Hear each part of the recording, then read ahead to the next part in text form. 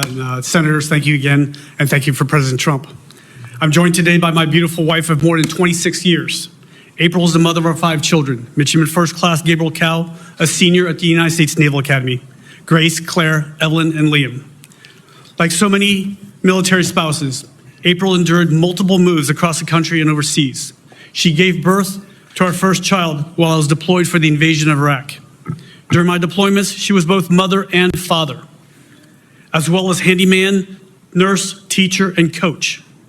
And like all military spouses, her heart stopped and she prayed every time there was a knock at the door or every time the phone rang. Thank you, honey, for standing by my sides all of these years as we served the nation. You are the love of my life. I would like to give praise and glory to my Lord and Savior, Jesus Christ, without whom I would not be here today. April 30th of this year marked the 50th anniversary of the fall of Saigon, when my family and I fled Vietnam. America gave us hope and opportunity, and I've tried to repay that debt my entire life. I commissioned as a Special Operations Officer from the United States Naval Academy. As a Navy diver, I led underwater missions across the world. As an EOD technician, I defused bombs for our SEAL teams and Special Forces teams in Iraq, Afghanistan, and Somalia. I spent several tours in the Pentagon, writing requirements and later programming the Navy's budget. I saw firsthand the breakdown of our acquisitions process, which precludes us from outpacing our enemies. We're facing the biggest threat since the Cold War. While we're fighting terrorists in the desert, the Chinese have spread across the globe. But their biggest objective is to crush the United States. One thing will stand in their way: our Navy and Marine Corps team.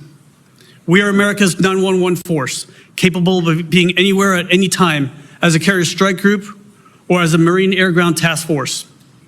The American people have given President Trump a clear mandate to protect our nation against all enemies, foreign and domestic.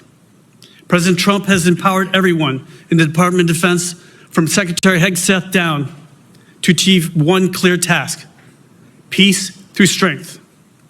If confirmed, I will deliver to the combatant commanders the most lethal Navy and Marine Corps the world has ever seen. But we have a lot of work to do.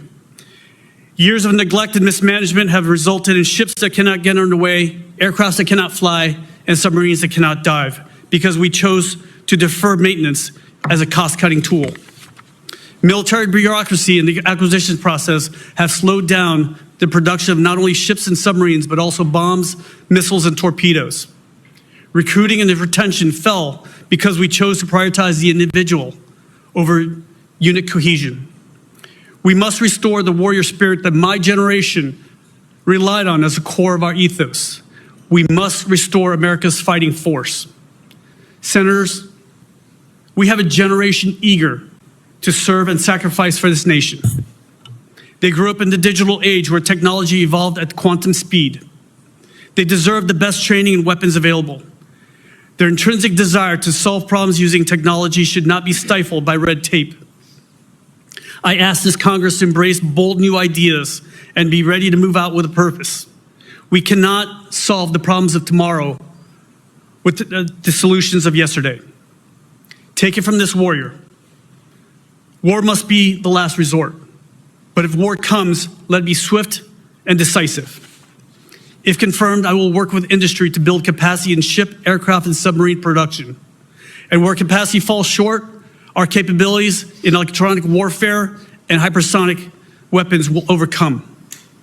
Our military families deserve the dignity of safe and healthy housing. They deserve responsive medical care. If confirmed, I will honor the sacrifice of America's sons and daughters by ensuring they have every tool necessary to be the deadliest threat to our enemies. And to our enemies and those who mean to do us harm, you can run, but you'll only die tired. And to my fellow sailors and Marines, know this: I'm never above you, never below you. Because the flag still stands for freedom, and they can't take that away.